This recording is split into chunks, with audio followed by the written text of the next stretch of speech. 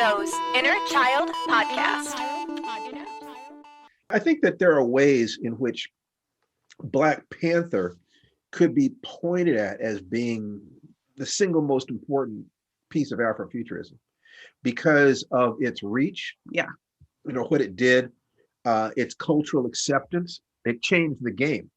And I think that it when Stan Lee and Jack Kirby created that character in 1966 or whenever that was, I doubt seriously they could have known what was going to come of it. But I do know that they felt that there was a hole, that there were things that were not being said. There were no heroes of that kind.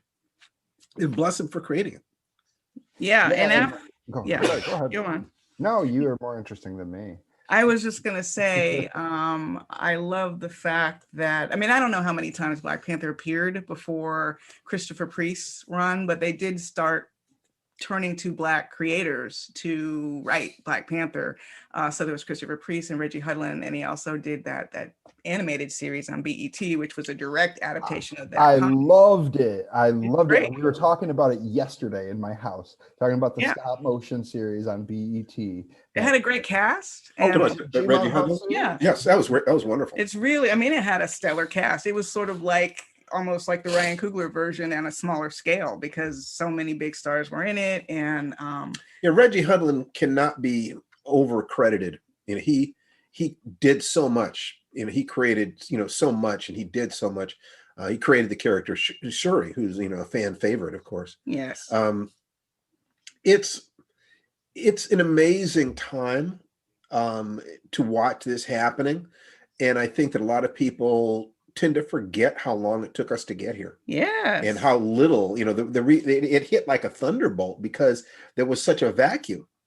And I think that analyzing the nature of that vacuum is something for an entire class. You could do an entire year's teaching on all the threads that came together. I mean, it's not the only thing out there. I mean, Get Out, hugely important.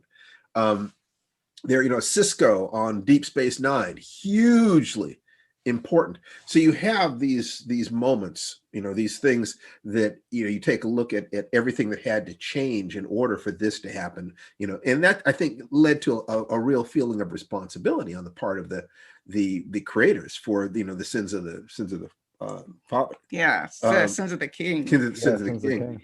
So and I love the way the new cereal box project is kind of picking up the almost like TV. It's not TV, obviously. It's not TV. It's a cereal box. It's a digital book, and it's enhanced audio. It's like an audio comic. Really. It's more like a radio play. It's this hybrid, but having the writer's room concept, and I think it was just really. It's first of all, I want to shout out the other writers because you mentioned a couple of them, but Ira Madison III led the room and came up with the template for the story before we ever even arrived at the writer's room. And then it was just like sitting in a room with like all the smartest kids in the class who also happened to be Marvel geeks, just throwing out information. And yes, I was a little bit lost because I wasn't as familiar with the comic world. I had to like look at my Black Panther encyclopedia, which I literally own at home, to like, okay, where is this country and who's this character and what are their powers? So there was a lot of having to cobble it together.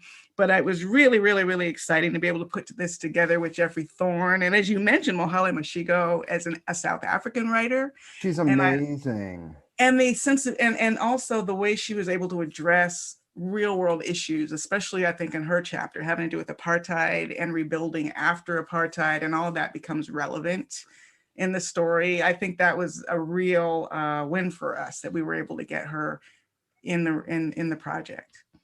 So I know you said that, is it Ira that led the writer's room? But you guys had, a number of writers, and obviously with the two of you alone, you teach about the message and try to get to your kids about the message that's trying to be portrayed by the storyteller. You guys also talked a lot about how, these certain things kind of pave the way for other things to come. So I'm curious, when you guys went into the writer's room, what did you guys try to bring to the table, to the narrative that you're hoping kind of opens up the door for a future?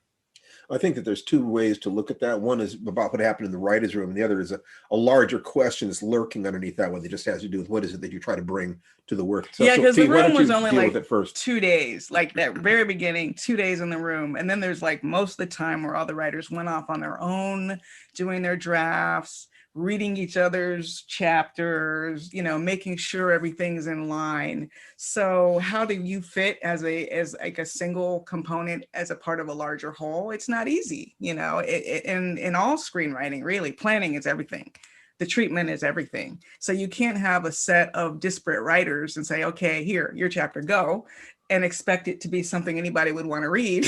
It just, not at all. But the larger question that you asked has to do with creativity as a whole. What is it that you try to bring to it? It's not necessarily in this particular case where you have something that is clearly have some philosophical or even political aspects. But what any art is some combination of craft, skill, and original artistic impulse, the emotions that you're trying to put across. Anything that a human being does is going to reflect their philosophy in the sense of what they believe to be true. It may or may not reflect their politics, which is a separate question. When people think, say that, well, everything is political, and everything is physics, and everything is war, and everything is love, and everything is gardening. You can connect anything to everything if you go deeply enough into it. But everything is politics. But philosophy is asking literally, what are human beings and what is the reality that they live in? Literary Joe's Inner Child Podcast.